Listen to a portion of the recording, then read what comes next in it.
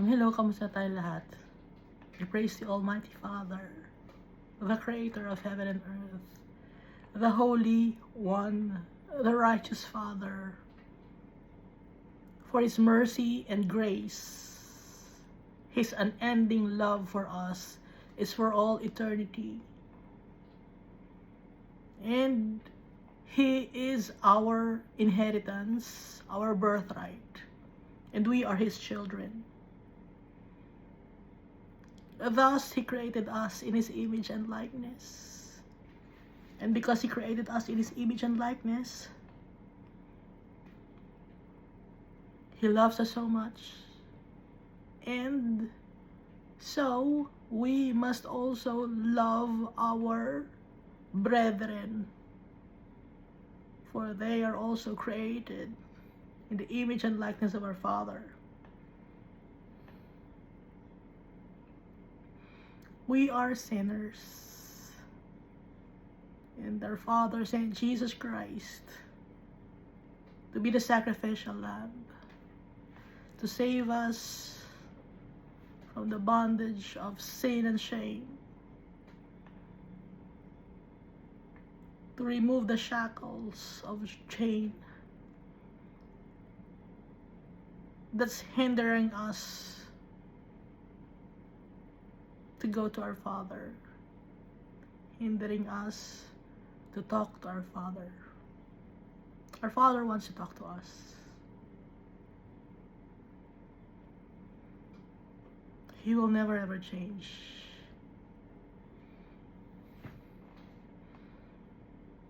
And He gave Jesus for us. He gave the Messiah, the kinsman redeemer, the commander of the army of the Almighty Father, the Emmanuel, God with us, the high priest, the King of Kings and the Lord of Lords, Jesus Christ. Kaya nga, di ba sinabi, tinanong, ano ang name mo? Too marvelous for you to understand. Because the name of Jesus, He is all in all. He's been mentioned in the book of Genesis up to the book of Revelation. Iba-iba ang role ni Jesus Christ. Sinakop na niya ang lahat. And God did that to save us. Because He trusts Jesus Christ. He loves Jesus Christ, the only begotten Son of the Almighty Father. And so whoever trusts and believes in Jesus Christ will be saved. Only Jesus, no other name but Jesus. The man clothed in linen, the man with an inkhorn, the one who's writing our names in His book of life. Only Jesus ang itataas nating name, wala nang iba pa.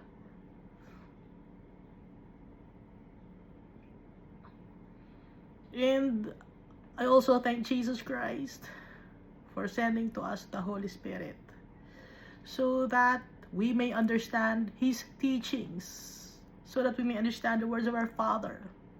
That's because of the Holy Spirit guiding us, giving us gifts of the Holy Spirit, knowledge, wisdom, faith, miracles after miracles, healing. He's healing us. He's healing our hearts. Others have the gift of speaking in tongues. Others have the gift of prophecy. Others have the gift of discerning different kinds of spirit. Others have the gift of translating the different tongues.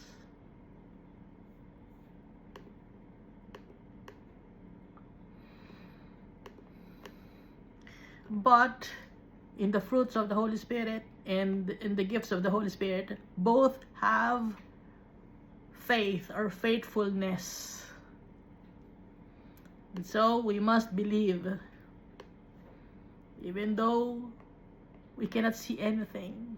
We must believe because our Father, He is powerful. created this world out of nothing.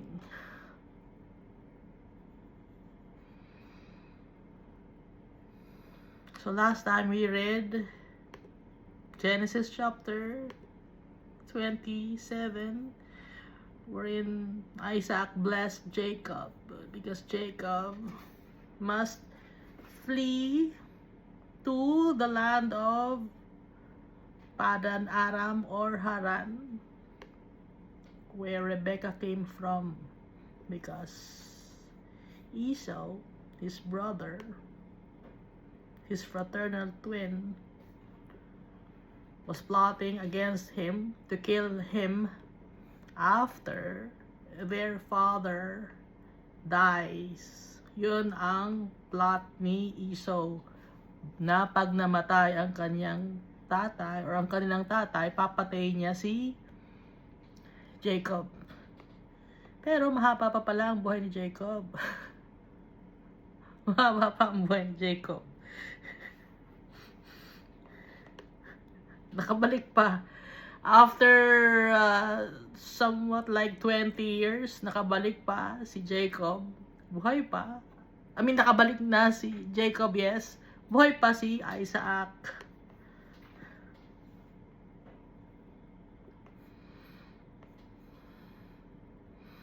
So, Jacob tricked his father with the help of his mother. Sinabi niya na siya si Esau, na even though siya ay makinis ang skin, si Esau ay mabalahibo, mabalbon, no?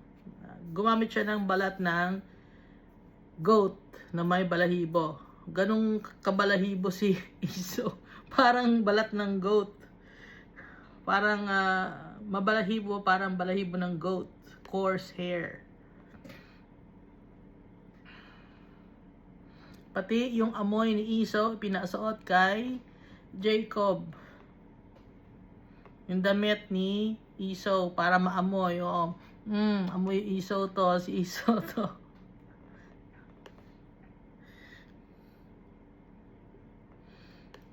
At kumain na si Isaac ng food that Rebekah prepared. But Isaac thought that it was Esau who prepared the food.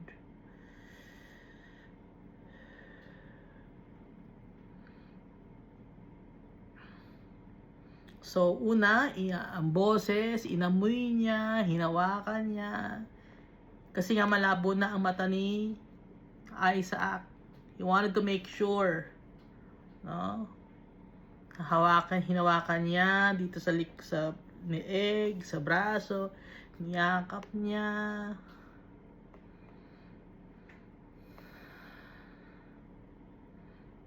So, 3 beses yon, no?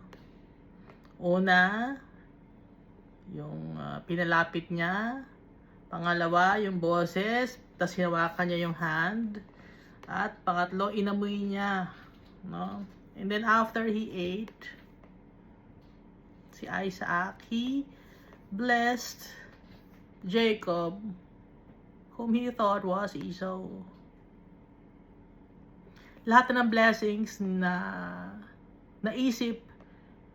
ipinaisip ni Almighty Father kay Isaac, ibinigay na kay Jacob. Therefore may God give you of the dew of heaven, of the fatness of the earth, and plenty of grain and wine. So it's prosperous abundance. Let peoples serve you, pati na mga servants, magkakaroon ka ng maraming servants, and nations bow down to you. You will be respected by different nations. And be master over your brethren. So, ibig sabihin ng brethren, it's not just your brother or related to you, but mankind. And let your mother's sons bow down to you. Ibig sabihin kahit na yung mga apo, irerespeto ka. And anyone who cursed you will be cursed, and anyone who blessed you will be blessed. And then pagkaalis ni ni Jacob, dumating na si Esau, dadala ng pagkain, excited na siya, but it's too late already. O, sino ka? Ako si Esau. O, sino yung nagdatla sa akin ng pagkain? Sabi ni Isaac. And then he trembled exceedingly. Kinabahan siya. And then naisip niya, kaboses ni Jacob. Si Jacob yun.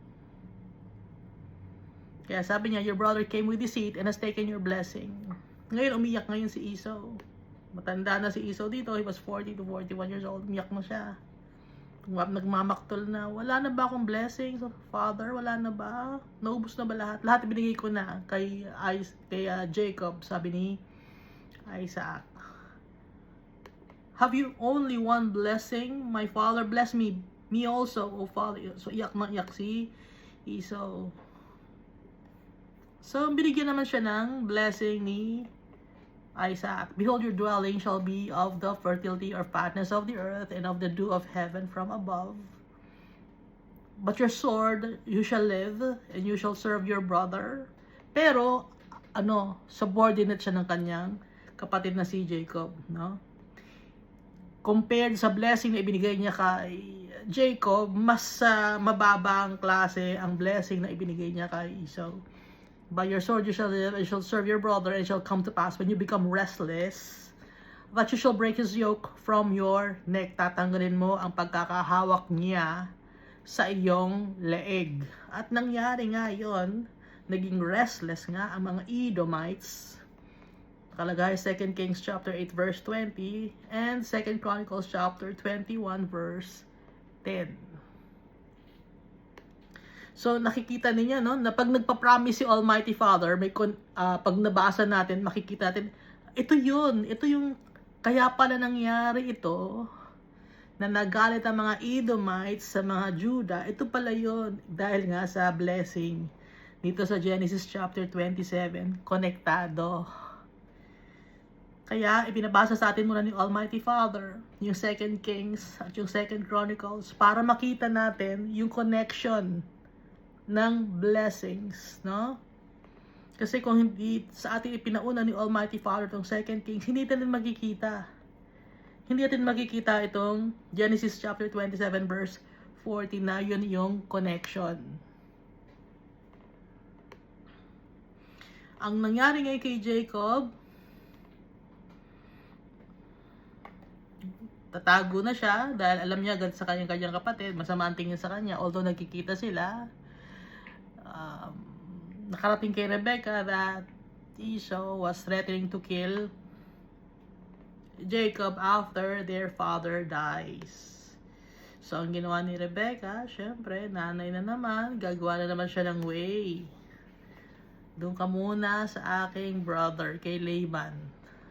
Doon ka kumuha ng asawa hanggang mawala ang galit ni Esau. Makinig ka sa akin, anak, ha?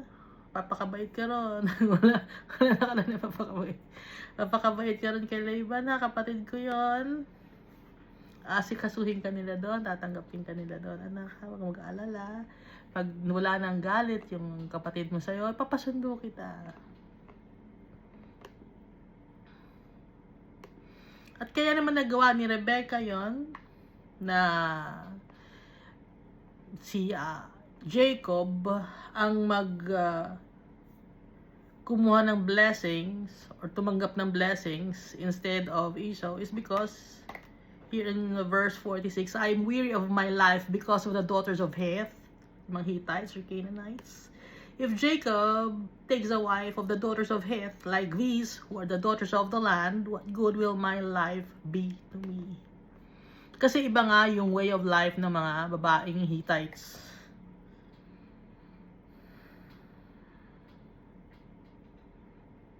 Up to now naman, di ba nakikita ninyo yung mga Canaanites? Yung lahi ng mga Canaanites, nakikita nyo ba? Sa ngayon, ay hindi kayo aware. Nakausap ko. Iska nakikita ko, iba ang kanilang example, yung sayaw nila. Na? Anong sayaw nila? makikita mo sa sayaw nila. Iba yung sayaw ng mga Shemites. Iba yung sayaw ng mga anak ni Ham, yung mga Canaanites. Yung kahit babae o lalaki. Yung pag babae, medyo ano pa, conservative pa. Yung mga Shemites, yung sayaw nila, no? Pero pag yung mga Hittites sa or Canaanites, talagang ano,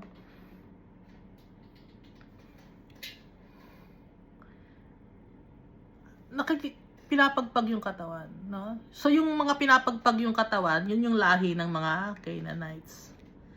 Hindi ko nakakaintindi mo. Wala nakakaintindi sa akin. Naiintindihan mo sarili mo. Genesis chapter 28 na tayo. Then Isaac called Jacob and blessed him. Iyakan na sila dito. And charged him and said to him, "You shall not take a wife from the daughters of Canaan." So bilin na bilin ng father ni Jacob, huwag kang kukuha ng Canaanite woman para maging asawa mo. Ayaw ko. Arise, go to Padan Aram, to the house of Bethuel your mother's father, and take yourself a wife from there, of the daughters of Laban, your mother's brother. So mga pinsan, may mga pinsan ka ron. Ha? Kung may anak na babae yun na lang. May God Almighty bless you and make you fruitful and multiply you, that you may be an assembly of people. So, pangalawang blessing na naman to, na binigay ni Isaac kay Jacob. And give you the blessing of Abraham to you and your descendants with you, that you may inherit the land. Ikaw ang magmamana ng lupa. Kaya nga ang lupa nila, ang pangalan, Jacob, Israel, no? Kasi si Jacob, he's also Israel. In which you are a stranger, which God gave to Abraham. Dito sa land na to, stranger tayo, sojourners lang tayo, pero itong land na to ibinigay sa atin ni Almighty Father. Tayo ang nag-inherit ng land.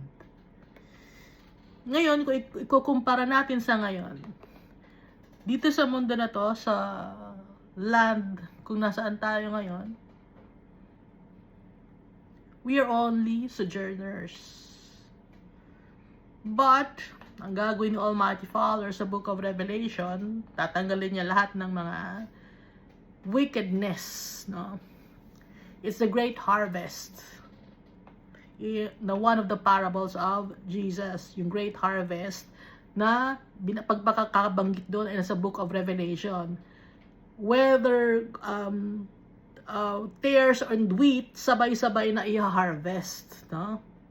The parable of the tares and the wheat. Yung tares, mga weeds yon na hindi tama ang tubo. Iga-gather yon, pati yung mga wheat, magaganda. Sabay-sabay i-harvest. Yun yung sa Book of Revelation. Binanggit ni Jesus yon sa Matthew, yung mga parables, one of the parables. And then, saan dadalhin yung tares? Ang dadalhin yung tares sa mga apoy para sunugin dahil walang kwenta. And then, yung mga wheat, yung magaganda ang tubo na dagang ipinatubo ng maayos, doon dadalhin sa barn. Ngayon, symbolically yon, ano? Ngayon, ano ang barn? Ang barn ay ang mundo na to, tatanggalin ni Almighty Father lahat ng wickedness. And then, ibababa niya ang New Jerusalem. Pag wala ng wickedness, ibababa na ni Almighty Father ang New Jerusalem, and that's in Revelation chapter 22. Kaya kung sino man ang nagsasabi na itong mundo na to ay magdi-disintegrate, mawawala, masisira, that will not happen. Dahil ang gagawin ni Almighty Father, lilinisin niya yung mundo na to, pero hindi niya totally tatanggalin or mag-disintegrate. Naiintindihan natin? Kaya yung may mga scientists dyan nagsasabi na baka lipat na tayo sa Mars or whatever planet na napag-isipan ninyo, napag-isipan nyo lang, hindi wala naman talagang proof. Hindi kayo makakalipat doon. Hindi tayo makakalabas dito sa mundo na to. Dito lang tayo. At kay Almighty Father lahat ang prerogative, wala sa atin. Ang dami ng taong matatalino, mayayaman, powerful. Ang dami nilang plano sa buhay, no? Tungkol sa technology, lahat gagawin nila. Pero anong nangyari? Walang klase, di ba? Walang pinatunguhan. Hindi nangyari. Dahil sinisira ni Almighty Father lahat ng mga plano ng mga wicked people.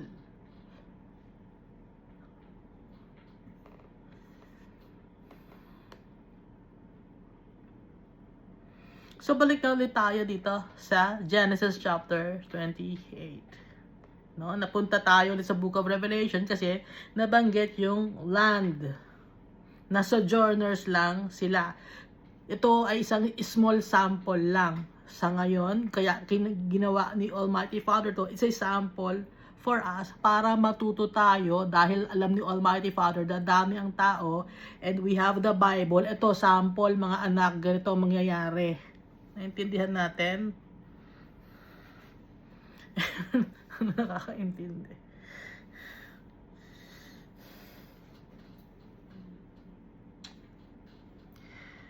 So Isaac sent Jacob away and went to Padan Aram to Laban, the son of Bethuel the Syrian. So dun lumpunta si Jacob, the brother of Rebekah, the mother of Jacob and Esau, sa kanyang uncle kay Laban. Alam naman si Laban may ugali. No? May ugali.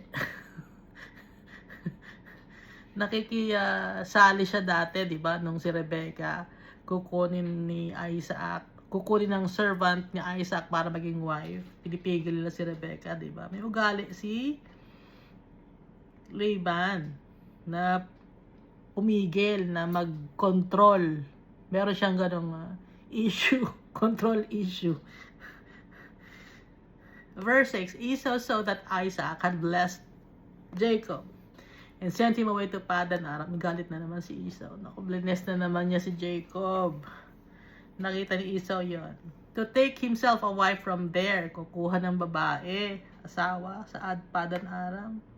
Bless na naman ni tatay si Jacob para kumuha ng asawa sa Padan Aram. And that as he blessed him, he gave him a charge saying, you shall not take a wife from the daughters of Canaan. At narinig yun ni Esau. Hindi raw kukuha dapat ng asawa from Canaan or Canaanite woman. Yung mga asawa ko, dalawa yun. Hittites sila, Canaanite sila eh. So, yun pala ang reason. Hindi kasi nag-isip si Esau, no? Hindi niya inisip. Kaya, ayaw sa kanya, or parang na si Isaac and Rebekah had reservations is because of Esau's wives. Ngayon lang niya naisip. Late na lang. Kasi nga iba si Esau kaysa kay Jacob. Extrovert si Esau. Hindi masyado siya nag-iisip. Gusto lang niya physical activity, yon. Verse 7, and that Jacob had obeyed his father and his mother had gone to Padan Aram. So, sinunod ni Jacob si Isaac and Rebekah to go to Padan Aram or Padam Aram or Damascus na Syria. No? Dikit-dikit yun. Doon lang yun. Kung i-check nyo, doon lang yun.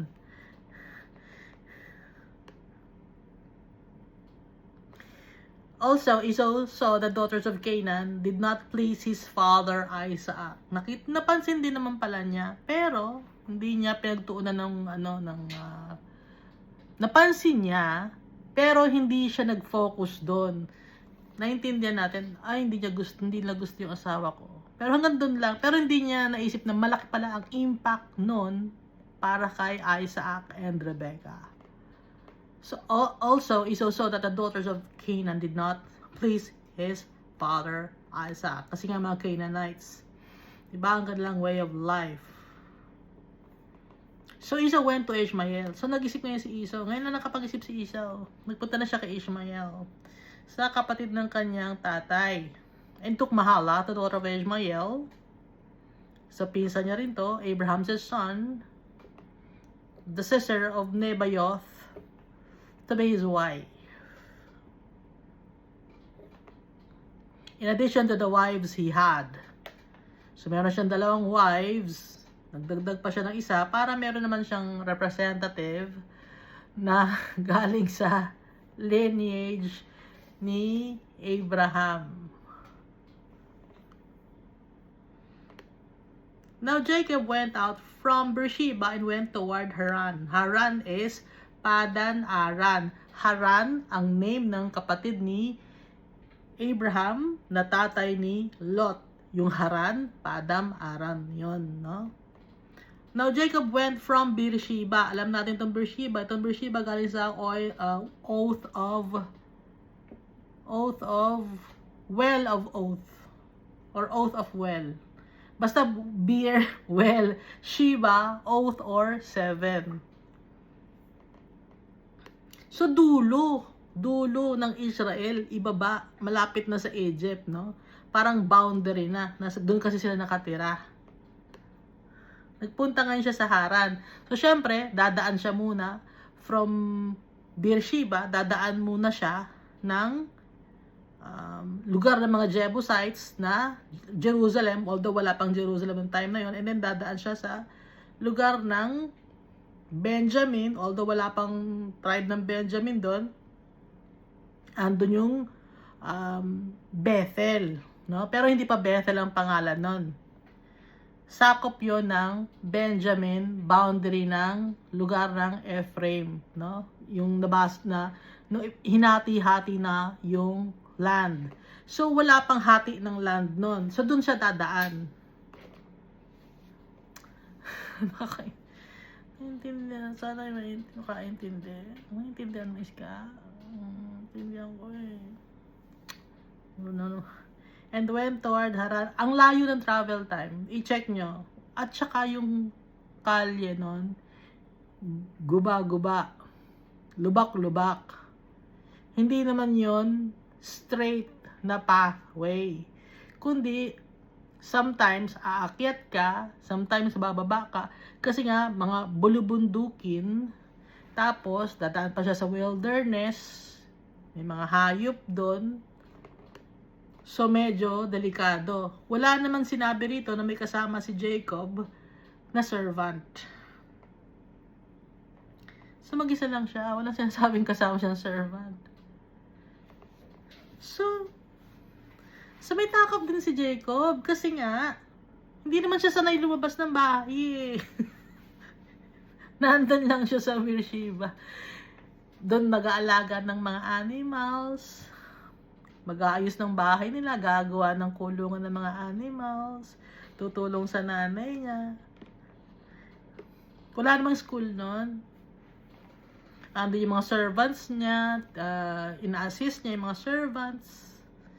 So, first time ni Jacob lumabas ng kanilang bahay na malayuan at matagal. Kaya iyakan muna sila bago nangyari to. Sobrang iyak. Hagulgul, and went toward Haran. So he came to a certain place and stayed there all night because the sun had set. So, boba na yung araw, doon siya natulog. And he took one of the stones of that place. Walang unan nun. Kasi kung magdadala pa siya ng unan at kumot, napakadami ng kanyang daladalahin, mabigat ang kanyang mga daladala. No? And so he took one of the stones of that place and put it at his head. And he lay down in that place to sleep para matulog. Wala naman siyang daladalang tent nun. Dala niya pagkain hanggang sa makarating siya sa Haran or Padam Aram or Mesopotamia or Syria or Damascus. Yun lang yun. I-check niya sa mapa. Nag-iiba-iba kasi yung name. Then he dreamed, and behold, kaya si Almighty Father, nagpapakita siya sa dreams, sa visions, and kay Moses, harapan, pero shoulder lang ang nakita, no? And then, mga visions ng mga prophets, na si Ezekiel and Zechariah, Isaiah, and Jeremiah, hindi naman na nakikita ng harap si Almighty Father, kasi mamamatay sila. Holy and righteous. Si Almighty Father, hindi makikita ang kanyang face kahit na sa dreams or sa visions ng pangkaraniwang tao na gaya natin. Makikita lang natin yung tatay natin pag nakauwi na tayo sa kanya, sa rest natin. Pero kung nandito pa tayo sa lupa, na nakikipag-mingle pa tayo sa wickedness, laban pa tayo sa mundo na to, trials and tribulations, hindi natin makikita yung mukha ni Almighty Father totally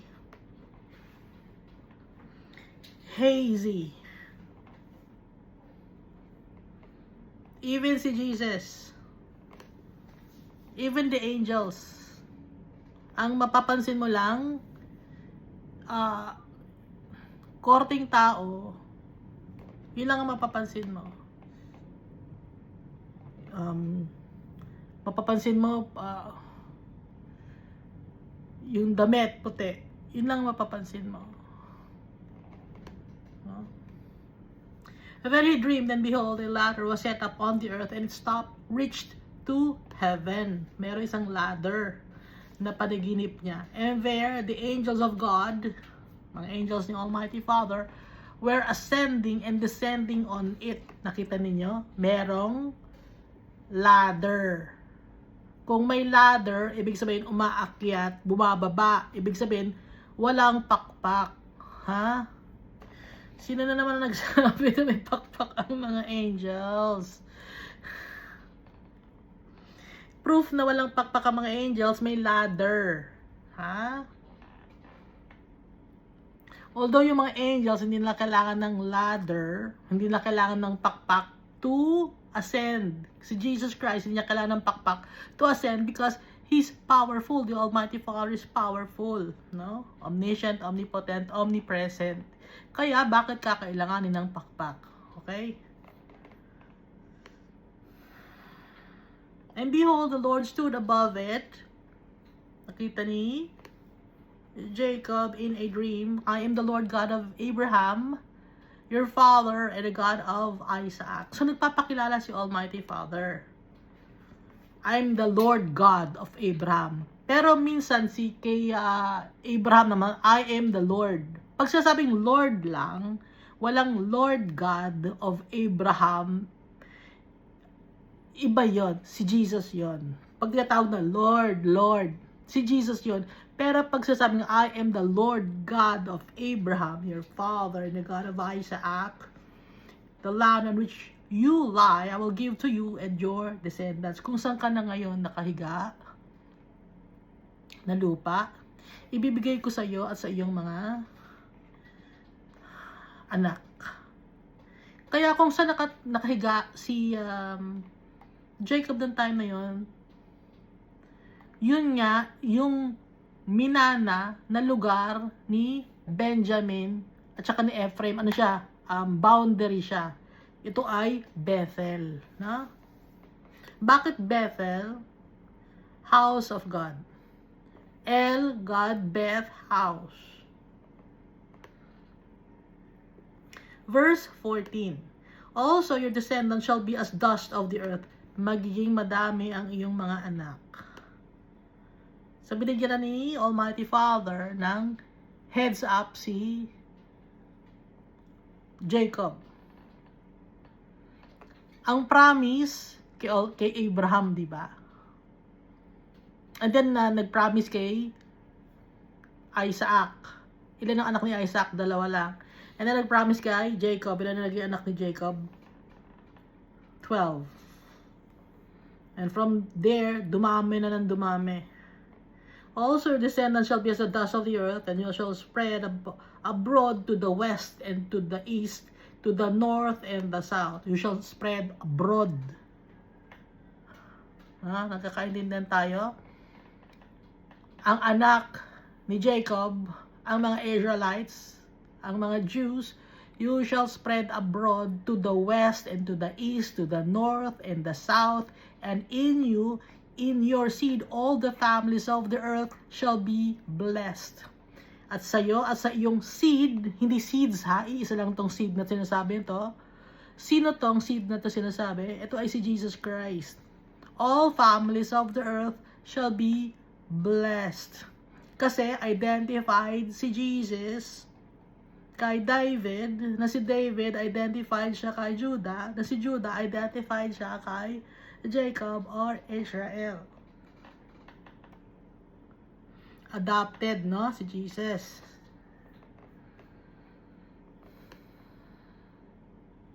Verse 15, behold, I am with you and will keep you wherever you go and will bring you back to this land.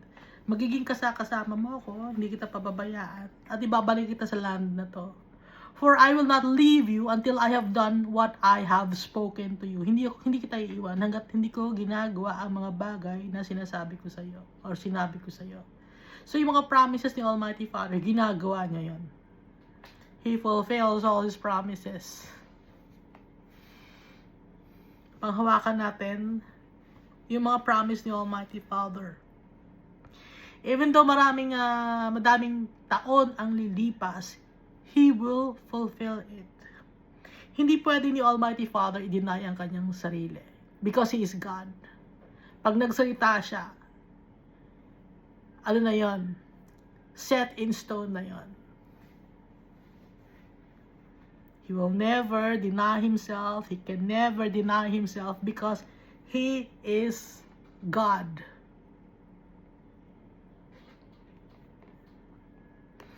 At saka nakalagay dito, di ba sa verse 14, you shall spread abroad to the west, to the east, to the north and the south. Kaya tayo ngayon, hindi natin alam kung meron ba tayong lahi na Abraham, Isaac, and Jacob, dahil alam natin na ang lugar natin, nagpunta na dito sa lugar natin, ang mga nagkaroon na ng, ang tawag doon, barter or trading, no? Yung ship ng Spaniards. Okay? Yung Spaniards galing sila sa Spain, syempre Spaniards. Ngayon yung mga Spaniards, saan sila galing ngayon? From Spain. Nag-travel ngayon yung mga tao na galing kay Jacob, na mga anak ng anak ng anak ng anak ng anak ng anak ng anak ng anak ni Jacob.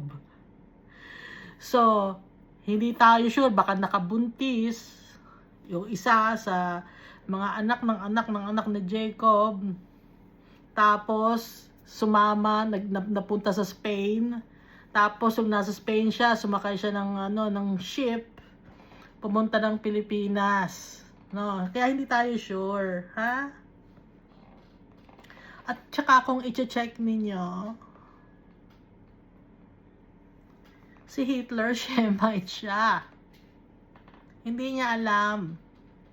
At kung i-check niyo rin sa Northern America, no? Northern America, yung mga artista ron, i-check niyo yung mga pangalan nila.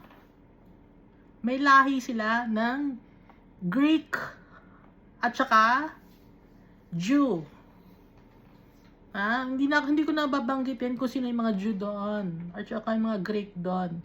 I-search nyo lang kayo. Marami sa kanila, no? May mga producers doon. Kaya nga sinabi ni Almighty Father, you shall spread abroad to the west and the east, to the north and the south. Ngayon, sa Britain naman, yung mga nasa Australia, ulitin ko, galing sila sa Great Britain or UK. Dati silang prisoners. May ship doon, dinala sila sa Australia. Kaya nagkaroon ngayon ng white people sa Australia. Kaya pareho sila ng usually ng accent, no? Intindihan natin. Although may mga words na magkakaiba, pero yung accent nila pareho silang English din, salita nila.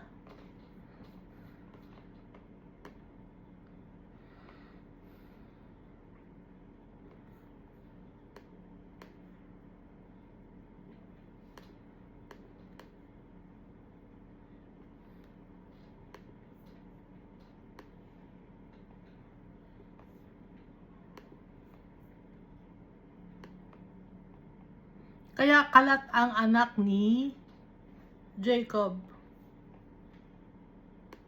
At saka diba sa Egypt, doon tumira din yung mga anak ni Jacob. O meron din nakasali doon ng mga black people na may lahi din sila. Okay, kaya kalat na. Kaya hindi tayo sure kung ano ang lahi natin, halo-halo na tayo. Or sometimes, sasabihin, anak mo yan.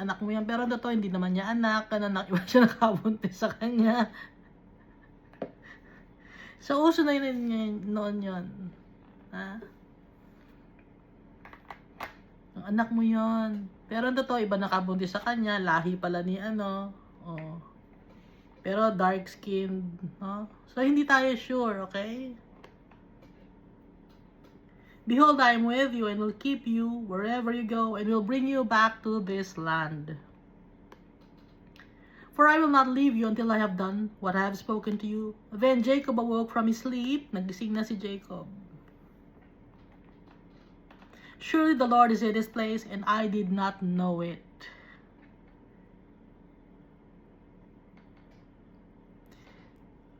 And he was afraid and said, how awesome is this place! This is none other than the house of God, kaya nga Bethel. And this is the gate of heaven. Kasi doon niya napanaginipan si Almighty Father. And he was so happy. Then Jacob rose early in the morning and took the stone that he had put at his head, set it up as a pillar, and poured oil on top of it. Kaya nilagyan ng oil, ibig sabihin nun ay anointed. And he called the name of that place Bethel, or house of God, but the name of that city had been Luz previously. Ngayon, balik ngayon tayo, no? Dito Genesis 28 na tayo, 'di ba, kay Jacob? Balik ngayon tayo kay sa Genesis chapter 12 verse 8. And he moved from there to the mountain east of Bethel, and he pitched his tent with Bethel on the west and Ai on the east. There he built an altar to the Lord and called on the name of the Lord. This was Abraham. No?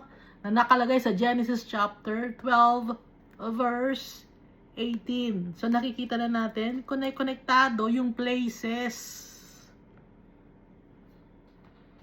Nagpunta siya sa mountain east of Bethel.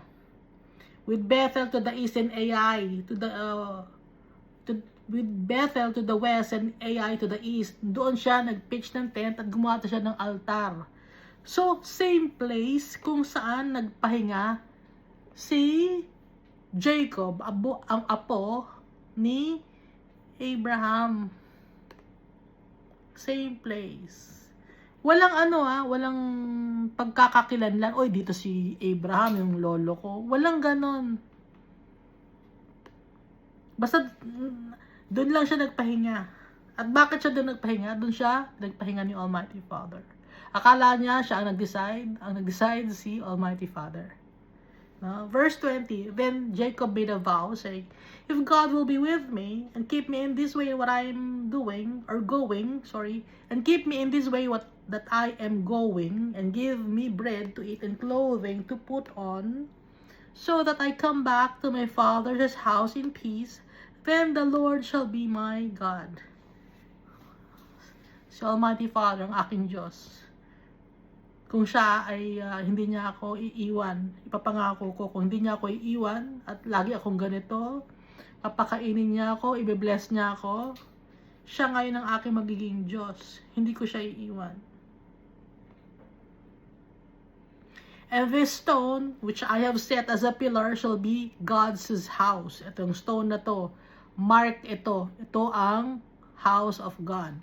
And of all that you give me, I will surely give a tenth to you. At kung ano man ang mga blessings na ibibigay mo sa akin, a tenth of the blessings that you will give me, I will give to you.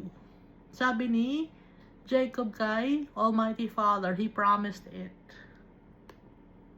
So nakikita na ninyo yung place na kung saan si Abraham nagstay, yun din nagstay si Jacob. So, Genesis chapter 29. So, Jacob went on his journey and came to the land of the people of the east. North, south, east. East to. No? East, ha? Kasi pag west, papuntang Greece yon. So, east yon. Papuntang Syria. Pataas na Syria. And he looked and he saw a well in the field. Nakarating na siya. Sobrang layo. Pagod ako. Ay, wala sinabi pagod siya. Pero nakakapagod, no? And behold, there were 3 flocks of sheep lying by it. So, isang flock ng sheep, usually merong 100. So, nakakita siya ng 3 flocks of sheep. So, ang number ito ay 300 sheep. For out of that well, they watered the flocks. A large stone was on the well's mouth. May takip yung well na isang malaking bato. Para hindi madumihan yung well. Yung tubig sa well, may bato na takip. So, meron siyang nakitang well sa field. Tapos, meron mga sheep doon. So, parang open space na. So, ito na ba yung pupuntahan ko? Ito na ba yun? No? Now all the flocks would be gathered there, and they would roll the stone from the well's mouth, water the sheep, and put the stone back in its place on the well's mouth. So pag iinom yung mga sheep, tatanggalin nila yung bato. Itutulak nila pag ganon, para makainom yung mga sheep. Tapos pag tapos ng inom, balik ulit yung takip na stone. And Jacob said to them, may mga workers kasi, si Laban. My brethren, where are you from? Kinausap niya. And they said, we are from Haran. Pangalan ng kanyang grandfather niya, di ba si Abraham? So, ang Haran ay pangalan ng kanyang grandfather na uncle niya. Ano bang tawag doon? Grand uncle. Then he said to them, do you know Laban, the son of Nahor? Kilala niyo ba si Laban, yung anak ni Nahor? Pero, ang anak naman talaga ni Nahor was Bethuel. Pero bakit Laban, the son of Nahor? Kasi associated nga si Laban kay Nahor kasi ang tatay niya ay si Bethuel na anak ni Nahor. No? Na kahit na hindi siya directly anak ni Nahor, si Laban, anak pa rin siya kasi grandson.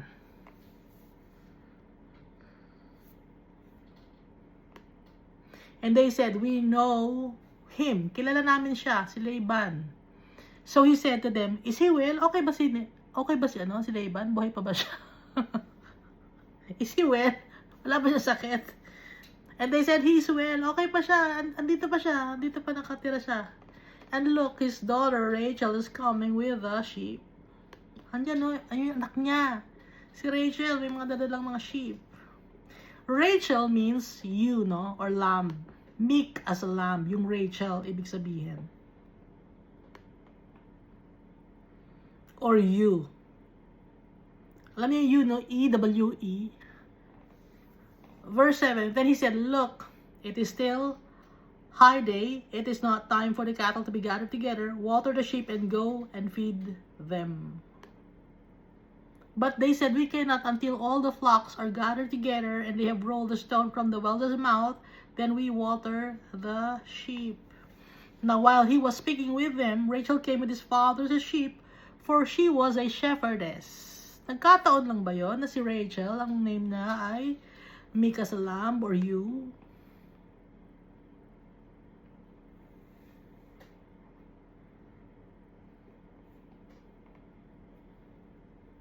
Sabi ni Jacob, look, ito, mataas pa ang araw. Hindi pa time para yung cattle ay mag-gathered together. Kasi nga, itong si Jacob, marunong siya tungkol sa mga animals. Kasi nga siya, di ba, yung nag-aalaga sa mga animals nila sa bahay, nila Rebecca, tsaka ni Isaac.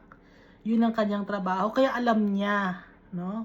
Familiar siya, yun ang kanyang trabaho kasi. Pero, ang sagot sa kanya ng mga servants, but they said, we cannot until all the flocks are gathered together and they have rolled the stone from the well's mouth. then we water the sheep. Hindi pwede kasi wala pa ang lahat ng flocks. Kailangan hakutin lahat. At paghakot na lahat, saka namin iro-roll yung bato na nasa balon. At nang sa ganun makainom ang mga sheep. Na while he was speaking with them, habang nagkikipag-usap siya, dumating si Rachel kasama yung sheep ng kanyang father. Kasi nga shepherdess siya. And it came to pass when Jacob saw Rachel, the daughter of Laban, his mother's brother, nakita ni Jacob si Rachel. Kanyang pinsan. And the sheep of Laban, his mother's brother, that Jacob went near and rolled the stone from the well's mouth and watered the flock of Laban, his mother's brother. Itinulak agad niya yung bato. Dumating kasi si Rachel, dala-dala yung sheep ng kanyang pinsan na brother ni Rebecca, si Laban. Na anak ni Laban, si Rachel. Para painumin yung sheep na dala-dala ni Rachel. Na pagmamayari ni Laban, na brother ni Rebecca. Kasi nakalagay dito. Verse 11. Then Jacob kissed Rachel and lifted his voice and wept. Hindi na napigilan ni Jacob yung kanyang emotions. Sa sobrang layo ng nilakbay niya, sobrang feeling niya na nag-iisa siya sa mundo, ang layo ng nilakbay niya, parang pasan niya ang mundo. Ang laki ng problema niya. Walang dumadamay sa kanya.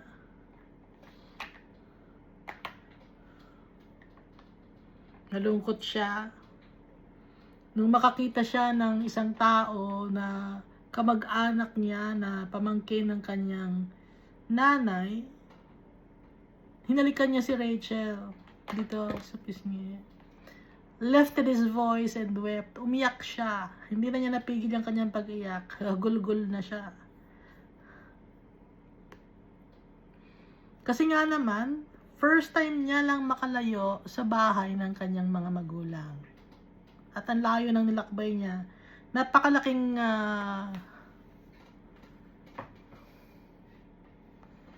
feeling ni Jacob, napakalaking trial yung kanyang pinagdaanan, no? Na sometimes nagsisisi siya, ba't ko ba ginawa yun? Ba't ko ba kinuha yung mana ni Esau? Kung hindi ko kinuha yung mana ni Esau, na kung hindi ko sinunod yung nanay ko, di sana nandun pa rin ako kasama ko yung nanay ko, tsaka yung tatay ko, pati yung brother ko, mahal ko naman siya kahit ganun siya. Pero since nangyari na ang lahat, nakalis na siya, pagpapatay siya ng kapatid niya, yung galit sa kanya, parang sakop niya ang buong mundo, yung problema. Kaya nung makita niya si Rachel, umiyak na siya. Parang naging sumbungan niya. And Jacob told Rachel that he was her father's relative, that he was Rebecca's son. Gulat yung si Rachel, ba't umiyak to? Bakit niya ako hinalikan? Anong nangyayari? So, kaya nag-explain ngayon si Jacob na siya yung kamag-anak ng kanyang tatay. Sister ni Laban, si Rebecca, magpinsan sila. Relative sila. So, she ran and told her father. Excited naman tong si Rachel kasi madalang, no? Madalang ang mga visitors na kamag-anak kasi nga sobrang layo. Pero ngayon, di ba, mabilis lang dating sa'yo ang kamag-anak mo. Ba't nandito yung mga kamag-anak ko? Pero noon, masaya sila pag dinadala sila ng kamag-anak nila. Kasi nga, malayo. Hindi lagi-lagi. Verse 13, and it came to pass, when Laban heard the report about Jacob, his sister's son, that he ran to meet him. Excited din si Laban. Ay, ito ba yung anak nung kapatid ko? Hindi ko nakita yung kapatid ko, pero ikaw ba yung anak ni Isaac? Never dumalaw dito yung kapatid ko na si Rebecca, pero ikaw ba yung anak niya? Oh, nagkamustahan sila. And embraced him and kissed him. and brought him to his house. So he told Laban all these things, kung ano nangyari sa bahay nila. Kung kamusta na yung kanyang nanay, kamusta na yung kanyang tatay, kunento ni Jacob. Kasi wala namang TV nun, wala silang magagawa. Wala silang kundi ang magkwentuhan. Walang internet na, walang TV, walang radyo. Yun lang ang pwede lang pag-usapan yung magkwentuhan sila, yung maging close sila, no? Wala namang iba pang hobby na gagawin. Basta ang trabaho na ang ginagawa ng mga tao na magtatrabaho, nakikibahay, family, ganon. Walang nag-aaral sa school.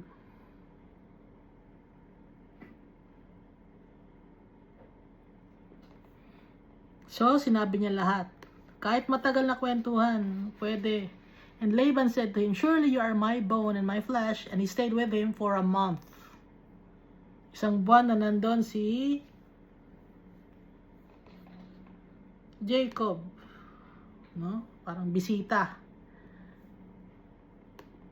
Ngayon, dahil bisita siya, 1 month na siya ron, pero parang, bisita ka pa ba dito? Tagal mo na dito Nawawala na yung kanyang pagiging pagkabisita.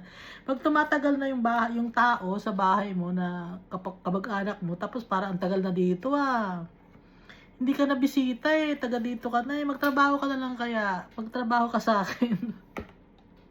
Nakalagay dito, verse 15. And then Laban said to Jacob, because you are my relative, should you therefore serve me for nothing?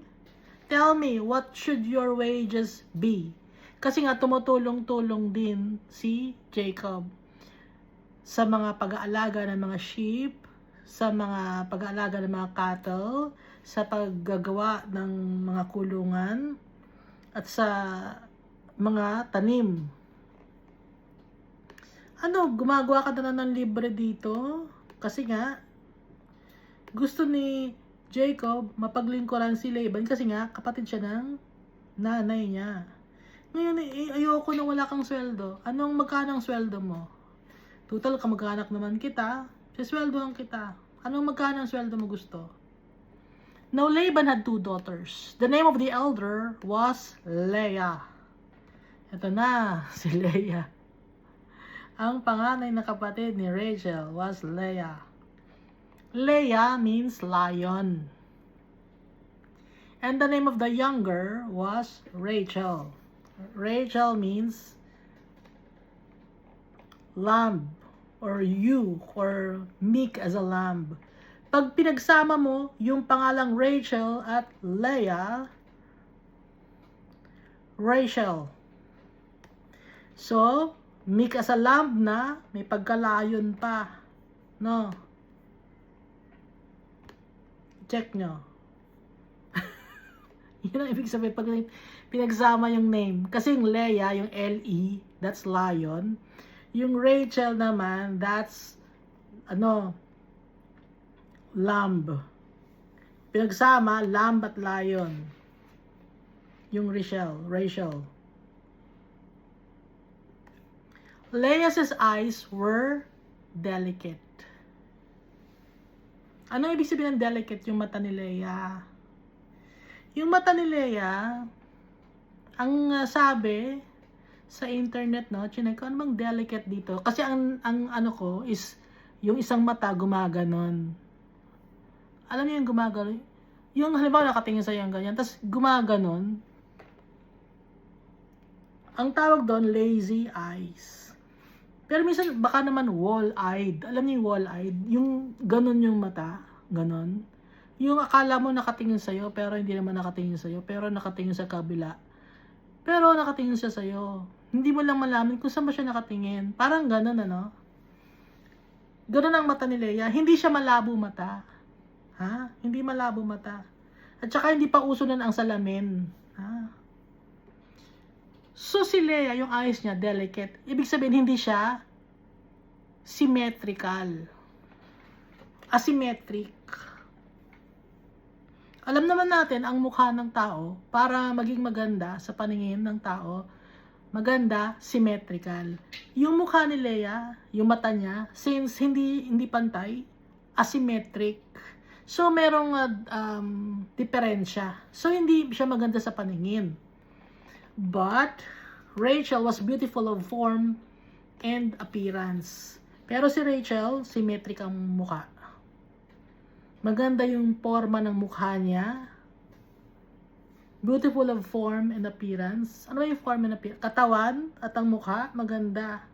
Si Leia payat.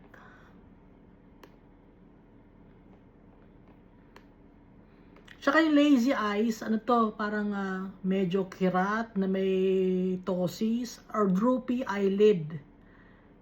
Ano yung ganon? Baka ganon yung isang mata. Kasi nga, hindi symmetry, no? Hindi symmetric. Ngayon si Rachel, symmetric yung mukha. Kaya maganda. At saka, siya yung unang nakita ni Jacob. Kaya feeling ni Jacob, mas close siya kay Rachel. Kasi si Rachel ang na-meet niya, siya yung niyakap niya, siya yung unang naging close sila, no? So yung age nila, hindi nagkakalayo. Now Jacob loved Rachel. So he said, I will serve you 7 years for Rachel, your daughter, your younger daughter. Paglilingkuran ko kayo ng 7 years. Yun ang parang pinakasweldo ko. Para maging asawa ko si Rachel. Mahal ko siya. Nagmamahal din pala ang mga lalaki na parang si Abraham, mahal niya si Sarah, si Isaac, mahal niya si Rebecca, itong si Jacob, mahal niya si Rachel. Marunong din pala magmahal ang mga lalaki.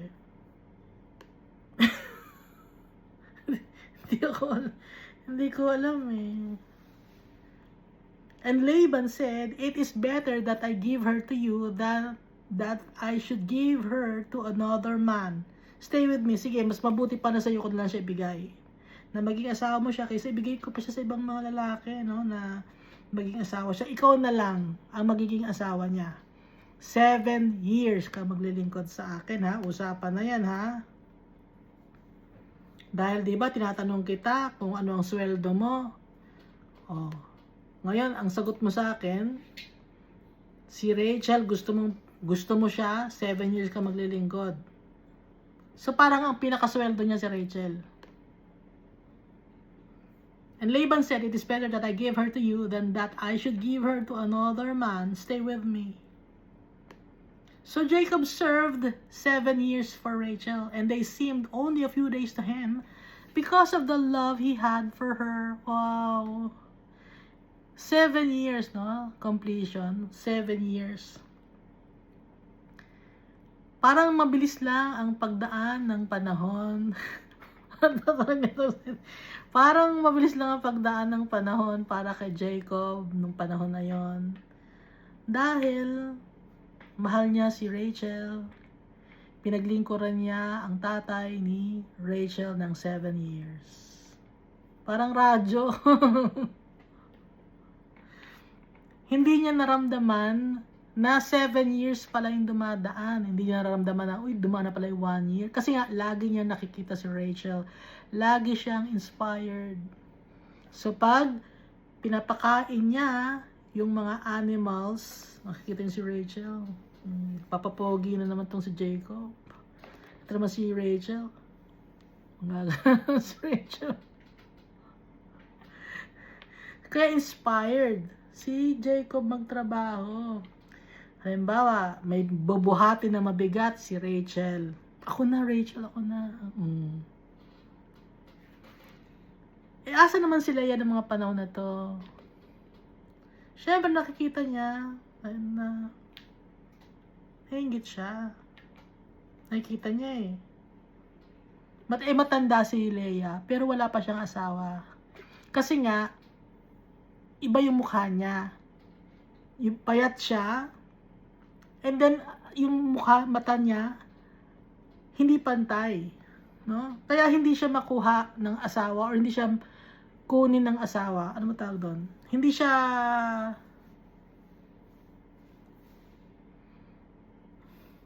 walang pupunta sa kanila para kunin ng asawa si Leah. At ito namang si Laban, naawa naman siya sa kanyang anak na si Leah. Iniisip niya baka hindi na mag-asawa tong si Leah, no? So nawawala na siya ng pag-asa na magkaroon ng asawa si Leah. Pero at the back of his mind si Laban, makakapag-asawa ka Leah, akong bahala sa'yo. Si Laban, tatay ni Rachel at saka ni Leah, huwag ka mag-alala. Kasi nakikita ni Laban na inaasikaso ni Jacob si Rachel. Pero nag-iisip si Laban, masyadong close yung dalawa na yun. Samantalang isang anak ko doon, nag-iisa lang siya, malungkot siya. Kaya mo Leah, magkakaasawa ka.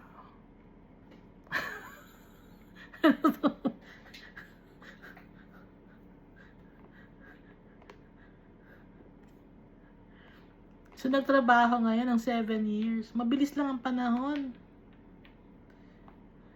Nakalimutan na ni Jacob yung tatay niya tsaka yung nanay niya. Kasi nga nandun si Rachel.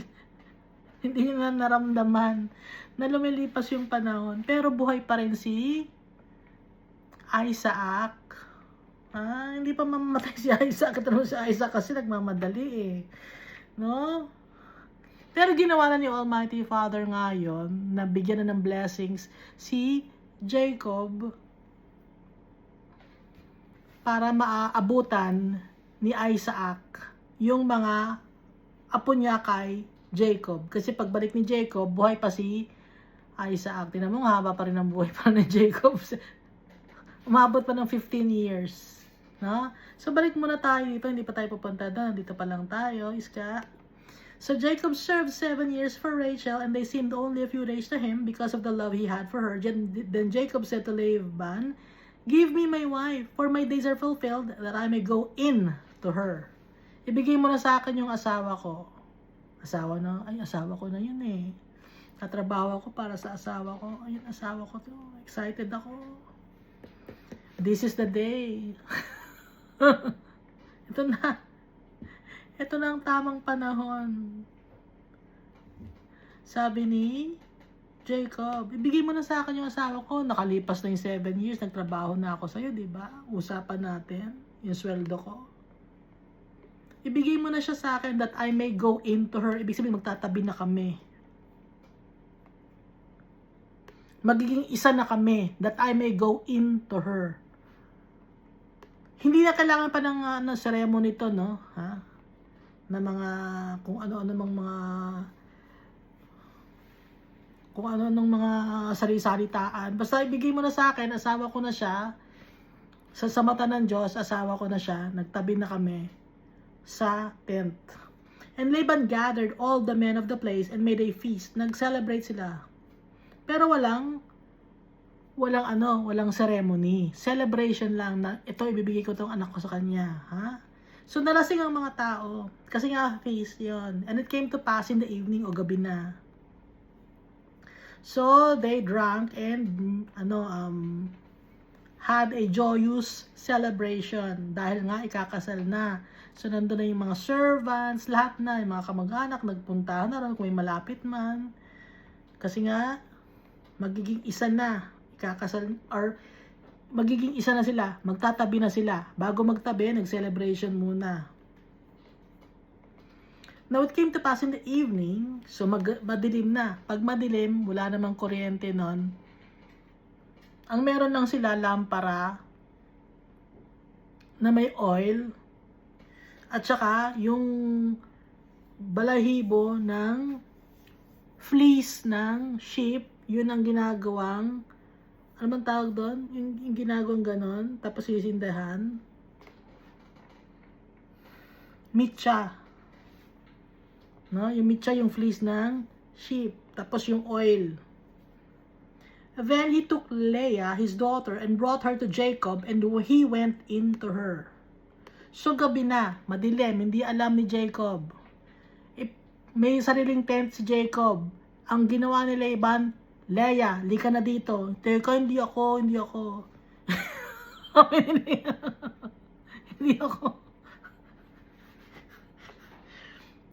Leah, kailangan mo mag-asawa. Hindi pwede, Leah. Ikaw na, hindi ka... Pag nag-asawa si Rachel, hindi ka na makakapag-asawa. Chance mo na to. Grab the opportunity. O, sige na. Para makapag-asawa ka na, magkaroon na ako ng apo sa'yo. O, gusto na rin ni Leah. Since si Jacob, nakainom siya, no? Kasi nga may celebration. At saka madilim. He went into her. Nagkatabi sila ni Leah.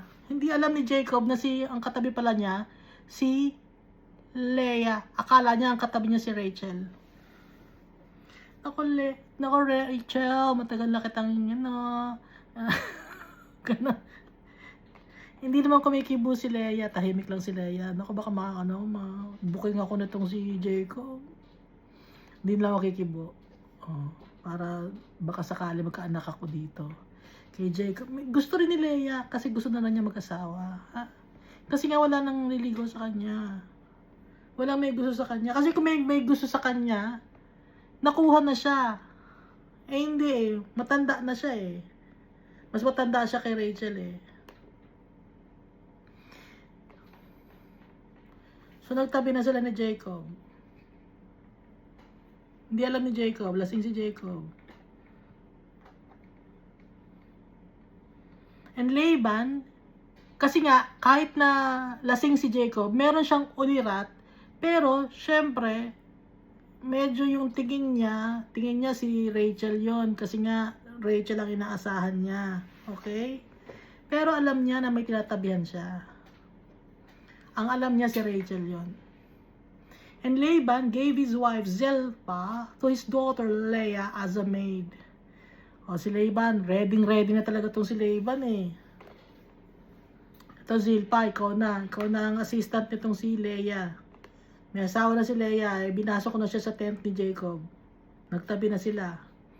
Si Rachel naman,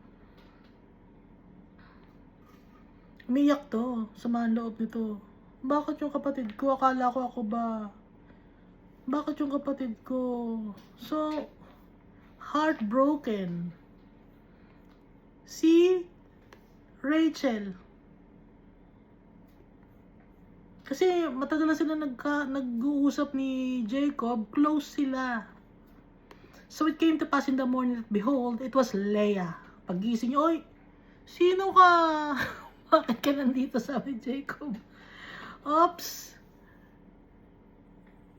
Leah, anong ginagawa mo dito? Hindi naman ikaw ang asawa ko, si Rachel. Ba't nandito ka? And he said to Laban, what is this you have done to me? Anong ginawa mo sa akin, Laban, ha? Was it not Rachel that I served you? Why then have you deceived me? Di ba si Rachel? Kaya ako nagtrabaho sa'yo ng 7 years. Yun ang usapan natin. Bakit mo ako niloko? So nasaktan din si Jacob kasi mahal niya si Rachel. Kasi nasaktan si Rachel Bakit mo ako niloko, Laban? Nagdahilan naman to si Laban, ha? Gato ugali kasi ni Laban, di ba? Mahirap pakisamahan tong si Laban. Laban verse 26. And Laban said, it must not be done so in our country. Hindi gato sa country namin. To give the younger before the firstborn. Hindi pwede na yung mas bata muna mag-asawa, dapat yung panganay muna mag-asawa. Gumawa lang siya ng sariling dahilan, pero hindi totoo yun. Hindi totoo yun. Naawa lang siya sa kanyang anak. Naawa siya sa kanyang anak. Si Leah. Kasi nga walang magkagusto.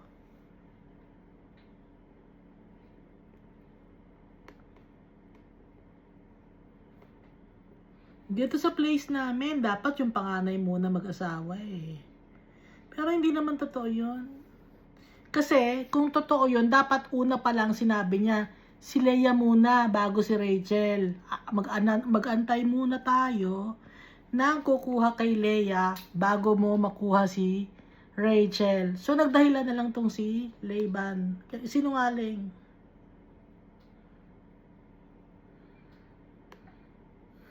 O, inalaw na rin ni Almighty Father para dumami ang anak ni Jacob. And Laban said, "It must not be done so in our country or place to give the younger before the firstborn. Fulfill her week, and we will give you this one also for the service which you will serve with me still another 7 years."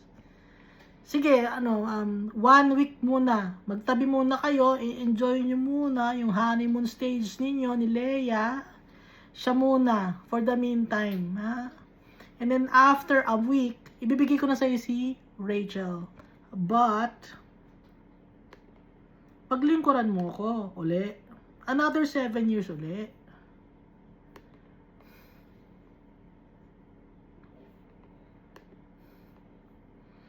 Pinahirapan ni Laban, si Jacob, no?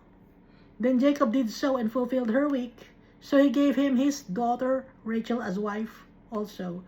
So after a week, diba si Leah ang pinasok sa tent, nagkatabi sila. So 1 week yon magkatabi sila ni Leah. And then after a week, ibinigay na si Rachel kay Jacob ni Laban. And then, nung ibinigay na kay Jacob si Rachel, after 1 week nung katabi niya si Leah, 7 years namang nagtrabaho pa uli si Jacob. And Laban gave his maid Bilhah to his daughter Rachel as a maid. So binigyan niya ng tig-isang maid yung kanyang mga anak. Si Zilpah para kay Leah, si Bilhah para kay Rachel. Kailangan ng assistant. Baka sakaling mabuntes, ganun, kailangan may mag-a-assist ng kung ano na mga gagawin, gawain sa bahay, yon. Then Jacob also went into Rachel, and he also loved Rachel more than Leah. Kasi nga, meron silang connection ni Rachel.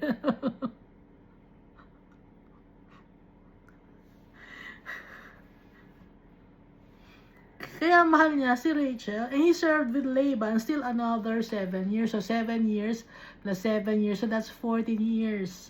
14 years wala si Jacob sa kay Isaac tsaka kay Rebecca. Hindi na natin alam kung ano nangyari kay Rebecca, di ba? Pero buhay pa si Isaac ng pagbalik ni Jacob. Pero tinatabihan niya si Rachel, tinatabihan niya si Leah. When the Lord saw that Leah was unloved, nakita ni Almighty Father na si Leah hindi siya mahal or hated. Kasi pinilit-pilit, kasalanan ni ni Laban no? Kasi pinilit-pilit niya Pero si Leah, gusto rin niya O, gusto mo rin yun O. Ngayon, Leah felt that she was unloved or she was hated by Jacob. He opened her womb, but Rachel was barren. So, dahil nakita ni Almighty Father, naawa siya kay Leah. Dahil hindi mahal si Leah, nabuntis si Leah. Kasi, laging ang tinatabihan ni Jacob was Rachel. Hindi lang tumatabi si Jacob kay Rachel pag si Rachel meron siyang monthly period. Doon siya ngayon tatabi kay Leah. Pero usually, most of the time, nakatabi siya kay Rachel. So, Leah conceived and bore a son, and he called his name Reuben. So, nabuntis ngayon itong si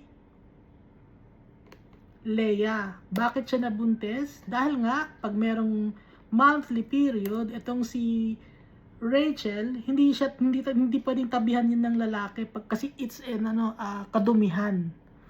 Tatabi ngayon si Jacob kay Leah.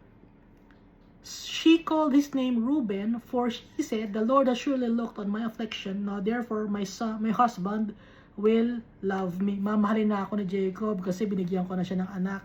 Sabi ni Leah, ang panganay na anak was Reuben. Ngayon, itong si Reuben, may issue to. Hindi natin pag-uusapan yung issue ni Reuben ngayon. No? Wala pa kasi tayo doon. Pero tandaan niyo si Reuben. Ha? Tandaan niyo si Reuben, tsaka si Bilha. Si Bilha ba? Nagkaroon sila ng sexual affair. Reuben and Bilha. Nagkaroon sila ng sexual affair. Si Reuben, na anak ni Jacob, at si Bilha, na concubine ni Jacob, nagkaroon sila ng sexual affair. No? So, ang panganay was Reuben. For she said, "The Lord has surely looked on my affliction. Now therefore my husband will love me." Verse 33. Then she conceived again and bore a son and said, "Because the Lord has heard that I am unloved," or hated, "He has given me this son also." And she called his name Simeon, or heard.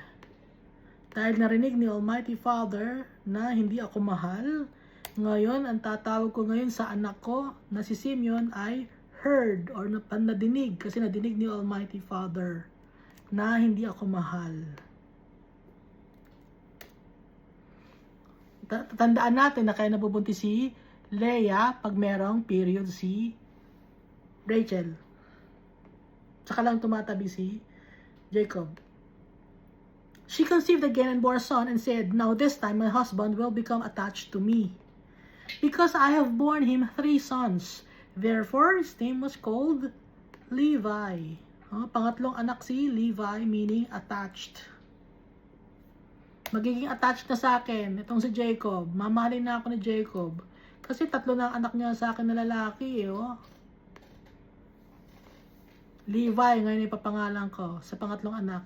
And she conceived again and bore a son and said, "Now I will praise the Lord." Therefore she called his name Judah. Judah means praise. Pang-apat na anak. Then she stopped bearing. Hindi na ulit nabuntis nung time na to, no? Sa Genesis chapter 29. Pero si Rachel, wala pa ring anak, hindi pa rin siya nabubuntis.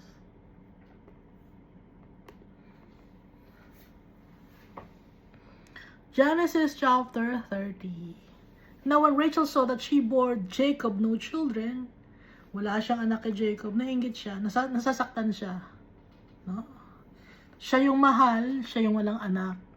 Rachel envied her sister and said to Jacob, "Give me children or else I die." Bigyan mo ako ng anak. Kung hindi mo ako bigyan ng anak, mamamatay ako. Hindi ko kaya. Sabi ni Rachel kay Jacob, kasi nga si Leah, 4 na yung anak. And Jacob's anger was aroused against Rachel, and he said, "Am I in the place of God? Diyos ba ako na who has withheld from you the fruit of the womb? Na ako ba nagwi-withheld ng para hindi ka mabuntis? Ako ba yun? Nasa pwesto ba ako ng Diyos para ako pabuntis sa'yo? Para hindi ka mabuntis?" So she said, "Here is my maid Bilha." Ito na yung maid ko, si Bilha. "Go into her, and she will bear children on my knees, that I also may have children by her." Ito na yung maid ko, si Bilha, tabihan mo na.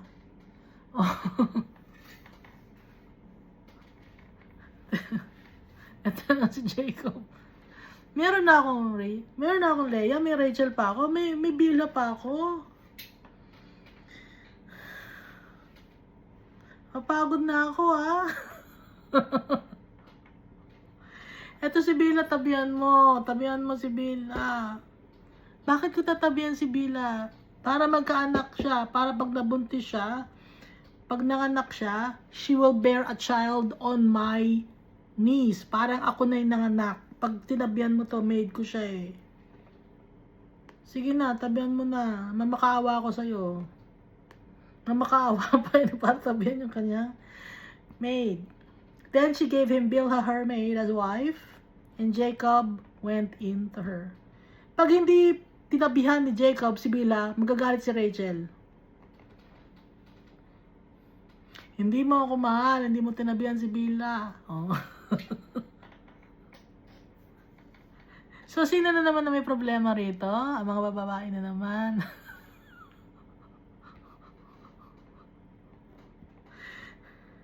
Ang mga babae na naman may problema. Kagaya ni Leah, pwede namang ayoko tatay Laban. Father Laban, hindi pwede, ang mahal niya si Rachel. Hindi, gusto rin niya eh. O, babae rin na naman ang nagdesisyon, ano? Kagaya ito si Bilhah. Tabihan mo si Bilhah, ha? O, kahit ayaw ni Jacob, magagalit naman si Rachel. O, decision na rin ng babae. May ibang utak ng babae. Magulo. Then she gave him Bilhah her maid as wife, and Jacob went into her, and Bilhah conceived and bore Jacob a son. Lalaki na naman. Then Rachel said, God has judged my case, and he has also heard my voice and given me a son. Therefore she called his name Dan. Dan means judge.